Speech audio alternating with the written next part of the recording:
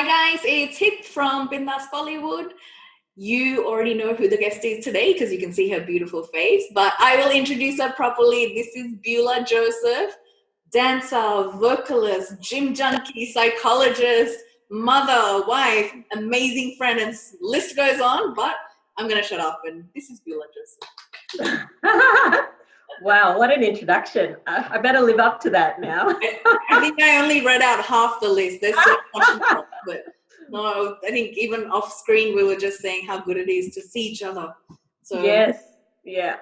Everyone misses you on stage, B, honestly. I miss everyone. It's very, very hard not to. I love seeing all the posts and the podcasts and keeping up with where everyone's been at.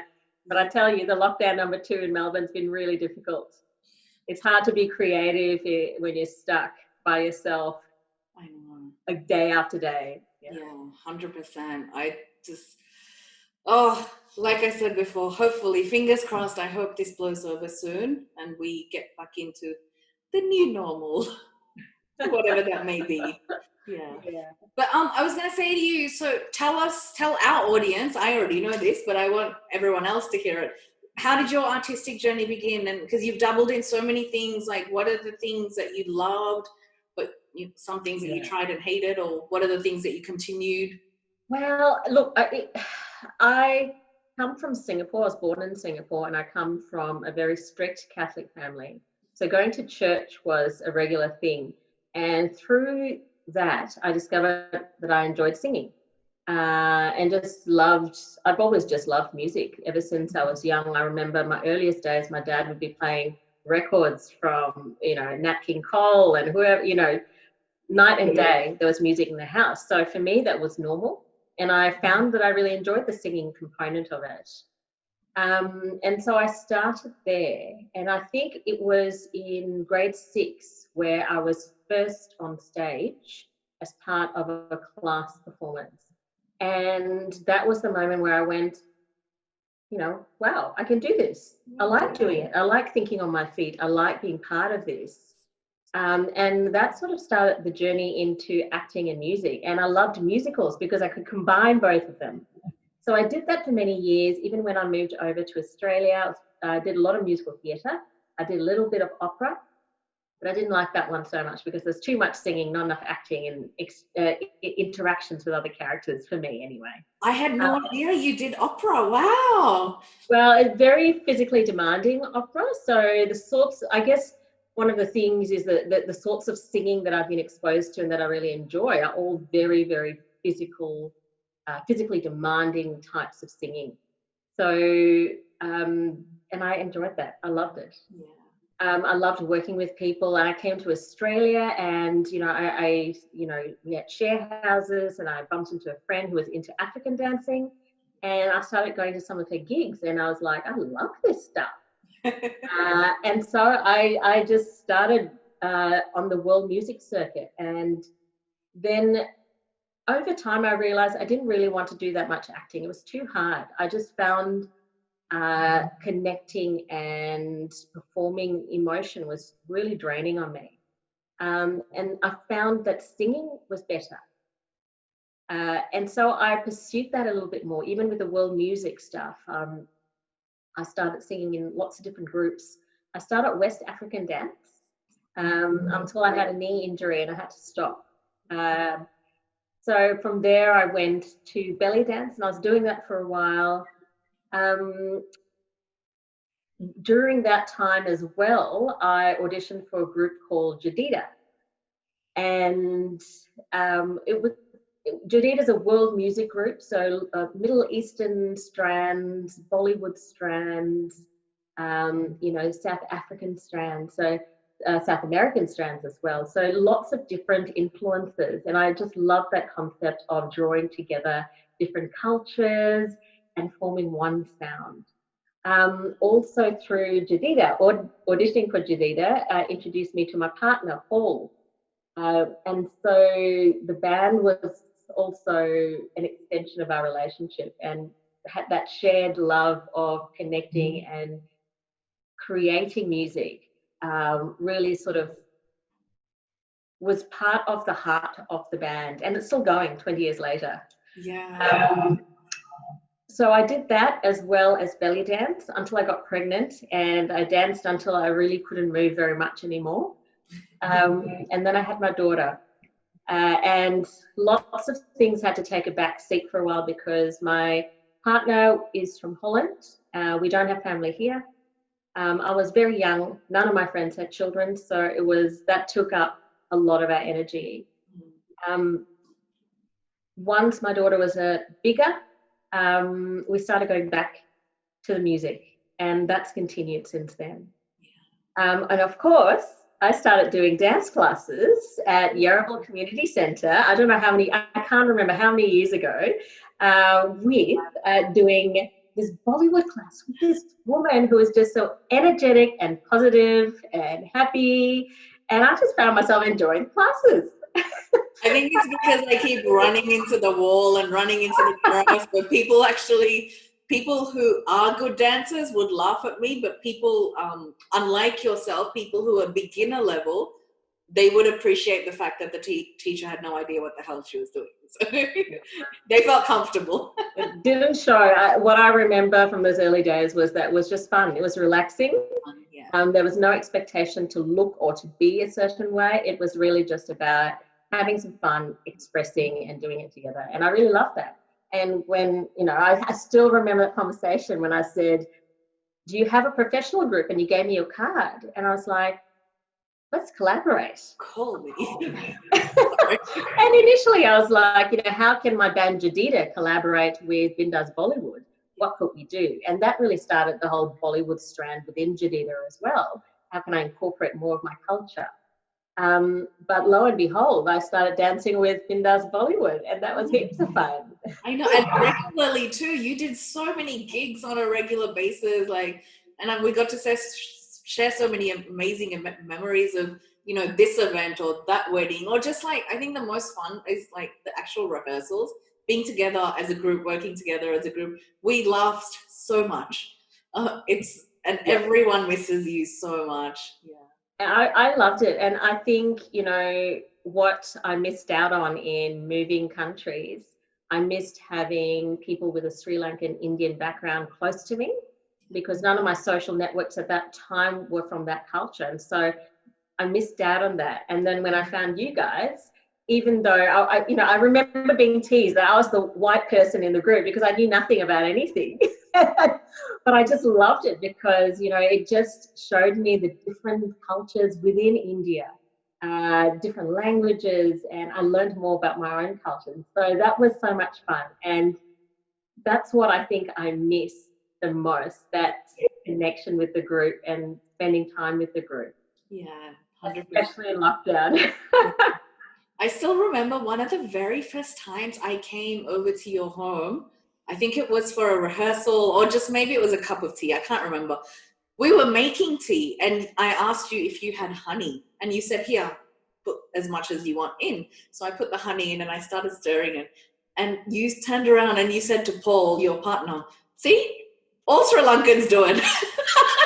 And it was the tick, tick, tick, tick, tick, tick, tick, the really fast, when you literally bang your spoon so hard on the sides of the cup that it's going to break. Exactly. That's how you're supposed to do it. And it's all those little things that you miss about your culture when you're away from it. Yeah. Not just the deep and meaningful historical stuff, the very little things as well. Yeah. Yes. Yeah.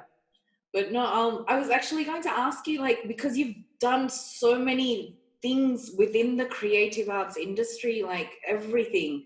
Has there been any particular person or a place or something that motivates you or inspires you, or various things?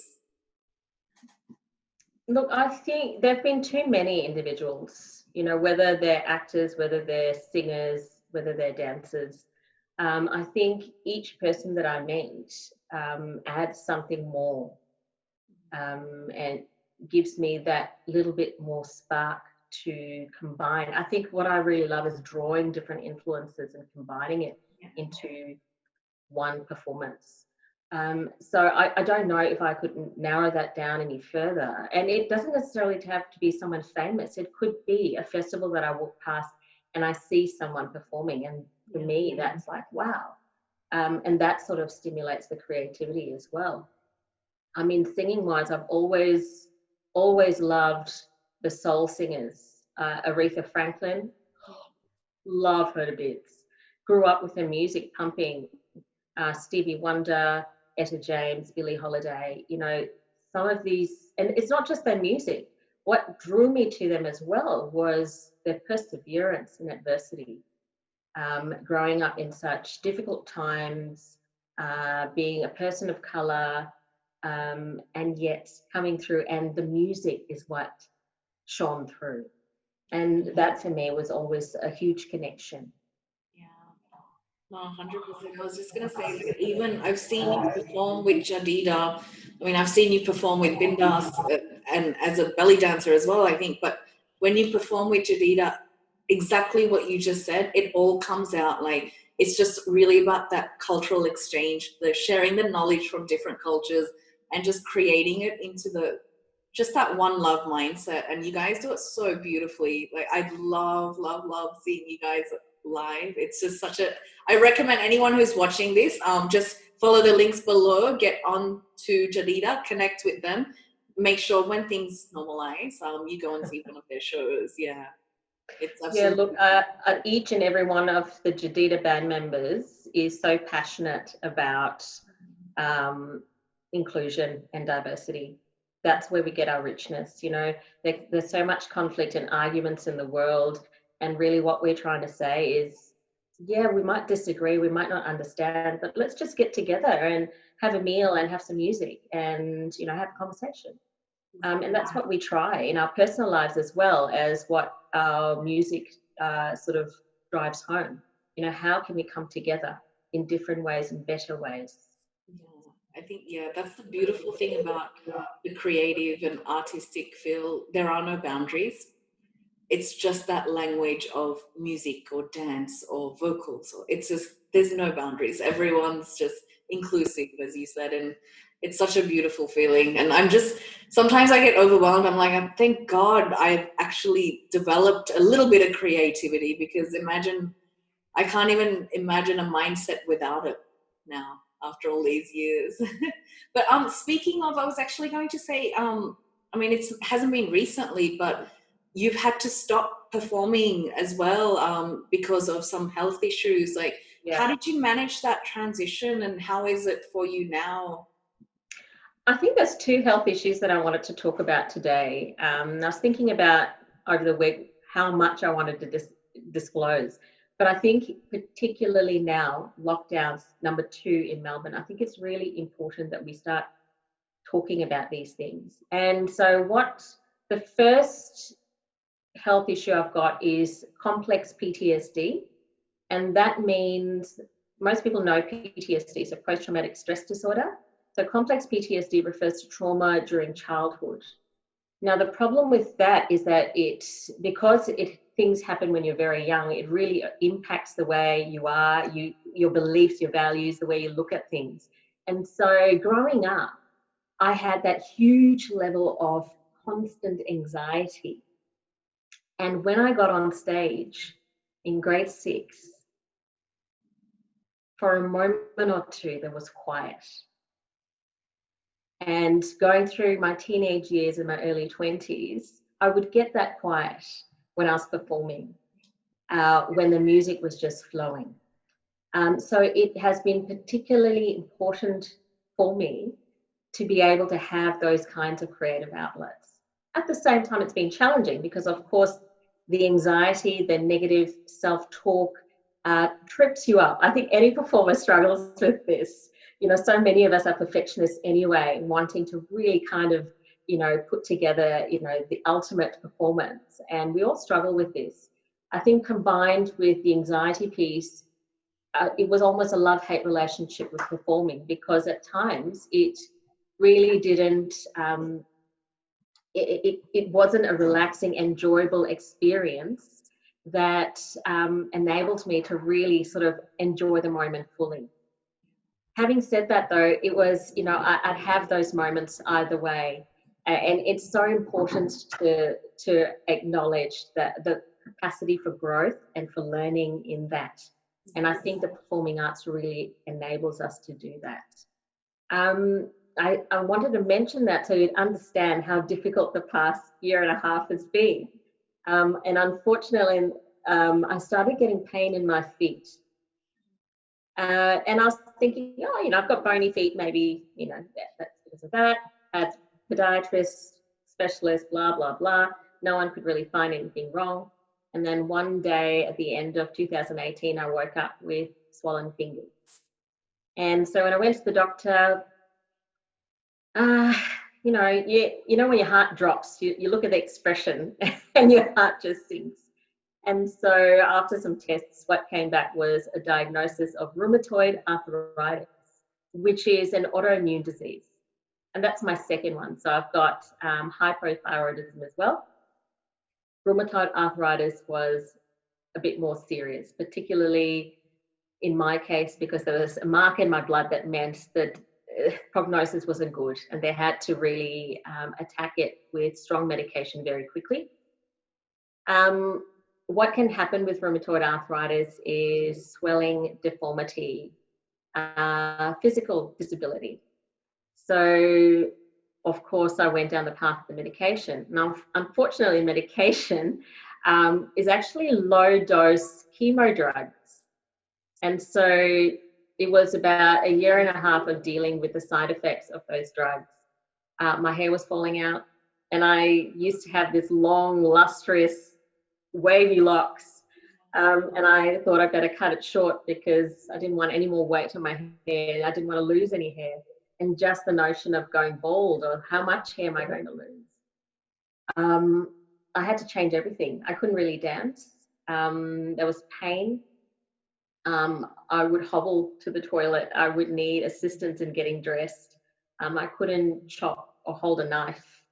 In the end, I got a walking stick. Just to, you know, I was so sick. I couldn't do anything. Yeah. I could work, and I forced myself to work, but that was all I could do. I'd come home, have a nap before dinner, and then eat dinner and go straight to bed. So it was really difficult. And I spent a whole year, 2019 was a year of grieving. It was very hard because I was realizing that I couldn't do what I used to be able to do, and that I had to let it go. And the doctor was saying, you know, no, you should be fine. Once the medication starts working, you know, you should be able to do the things that you used to do. And I was holding on to that, but it was months of my body adjusting to the drugs, and then trialing a different drug because one didn't work, and then now I'm the third drug.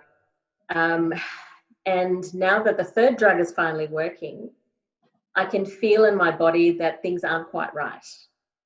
It's nothing serious, it's nothing too obvious, but I can feel that my joints aren't working the way they used to. There's a stiffness, and I can't be 100% confident that my body will work, my joints will work, my limbs would work in the same way. So life has really, really changed for me. And, you know, what I told you earlier about having those moments of quiet when the creative arts were, a part of my life, I don't have that right now in the same way. So it's been a huge, huge journey. And I'm still going through it. And, you know, some days are better than others. Fortunately, now the third drug is working a lot better. And I've worked out what my triggers are. And so gradually it's working on that. And finding, I think it's really about, 2019 was about saying goodbye to lots of things that I used to be able to do, that I used to love. And one of the things was really the rehearsals, the classes. It was really community. The older I get, it's more about the community. I don't need to be center stage and be in the spotlight. It's more about the collaboration, the community that I've really, really loved the last 5 years in particular, that I don't have access to now. And so 2020 was a year to find new ways of being. So that's been my theme, that's been my focus for this year. If I can't do the things that I used to be able to do, what can I do now? Because now it's about extending my mobility for as long as I possibly can. And to be able to retain movement and strong enough movement for as long as I can.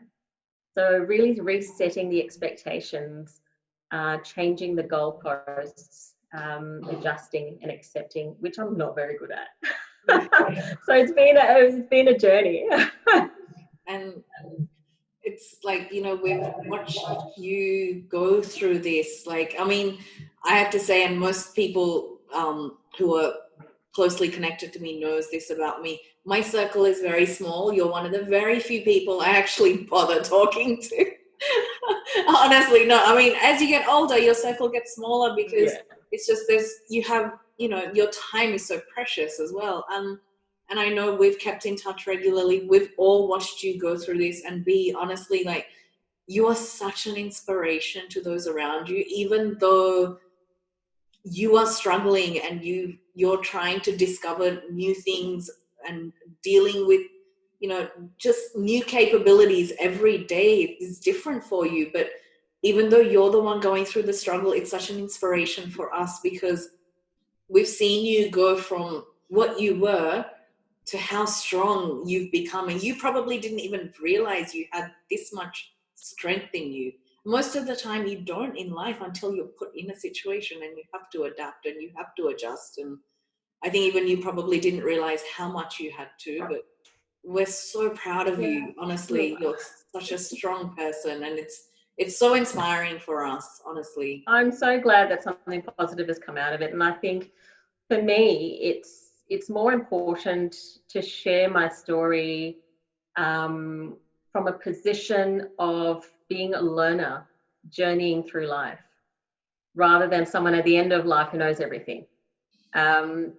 In my day job as a psychologist, you know, whether in my performing role, whatever that might look like once lockdown lifts, it is really about being part of that journey, being a learner as part of that journey. We are all on that journey. There's some things I might know that I can share to support other people, but I'm still learning. Yeah. And I think that is so critical for us to really fully realize our potential. I can't believe you shared all that with a big fat smile on your face. Well, there's lots to smile about. I mean, look, I don't always smile, you know. I've messaged you, not been in tears. But I think that's human and that's normal. It's okay to have those down moments where you're bawling your eyes out, but that's when you reach out to your friends, to your family. And I've learned that the older I get, I'm learning that that's actually okay.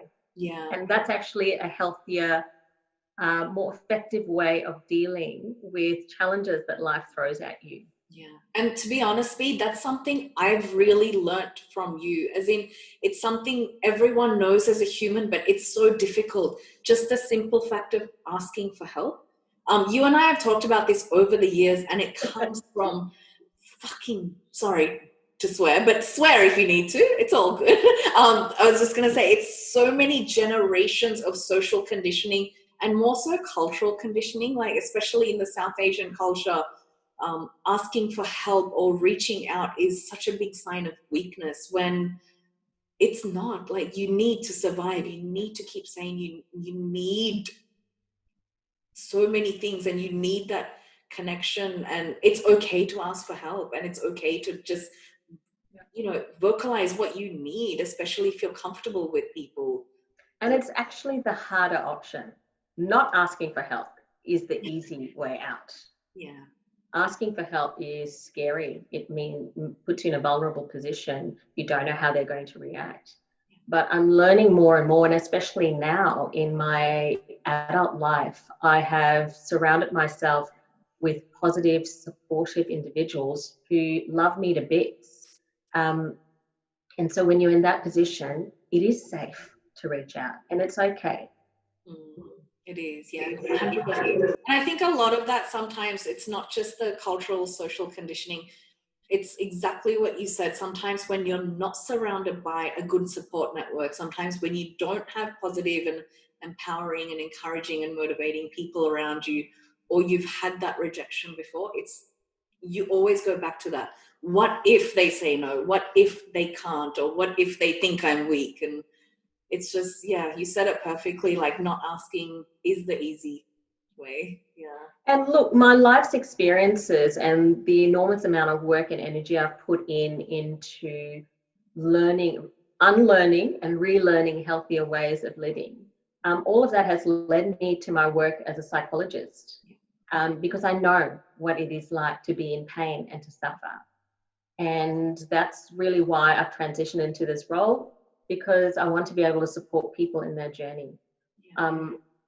And the notion of well-being, I'd say now, in my evolution, let's call it, rather than transition from not being able to dance to something else. So my evolution now, I think, is as an individual who's a well-being advocate.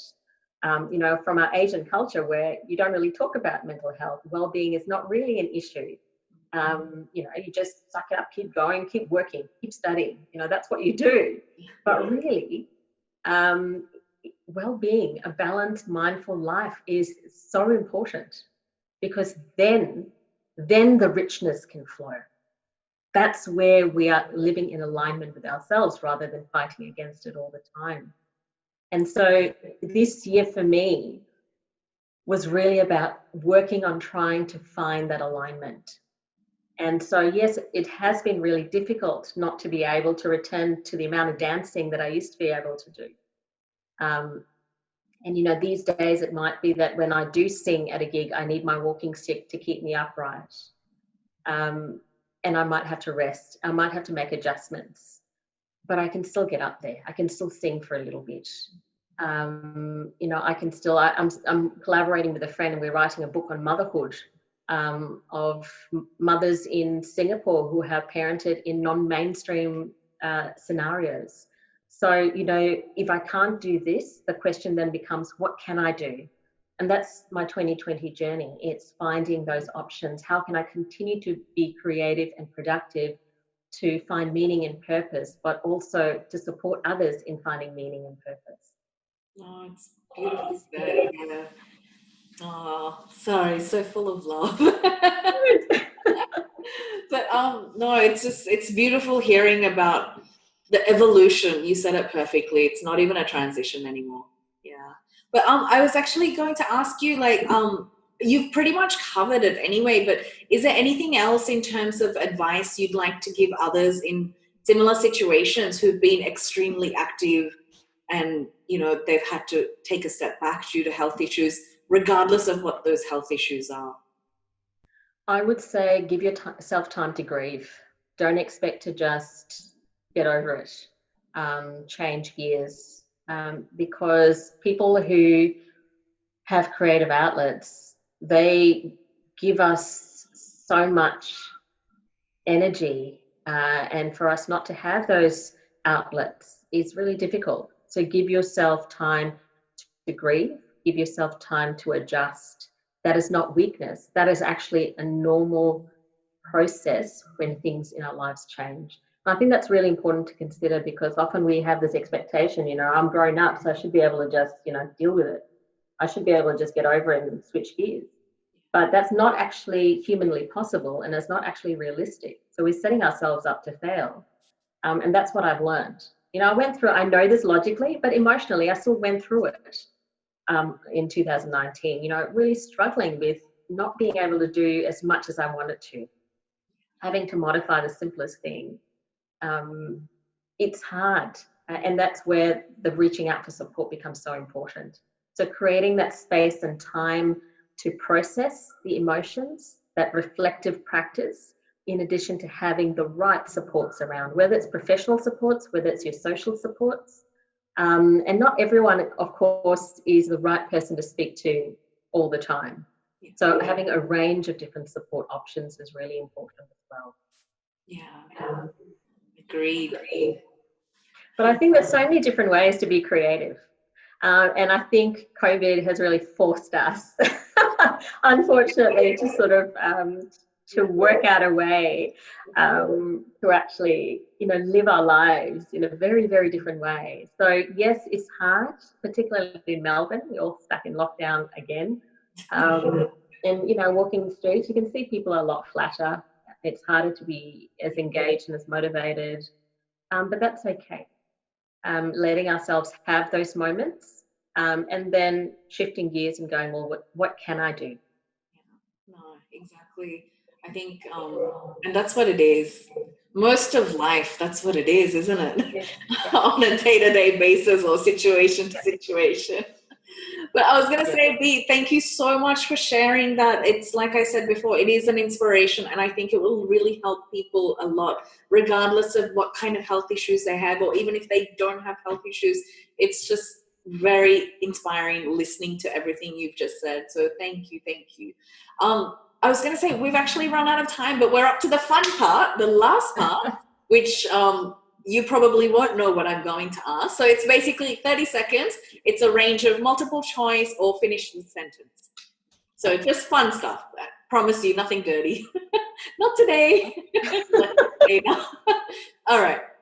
First question. It's a very generic one. I've asked everyone. As soon as quarantine finishes, what will you do? Cafe, soy chai latte, extra hot. Extra hot. Holy shit. Okay. Okay. So after quarantine finishes, say someone's given you $1 million to spend on a holiday. You've got 3 choices: Kenya, Iceland, or Japan. Kenya. No. The music would be awesome. Oh, yes, of course. Definitely. I'd probably buzz off to Iceland, but then I would love to go everywhere. Yeah. I know. Anywhere is a good thing right now. Okay. Adventure sport. You've got 3 and you have to do one.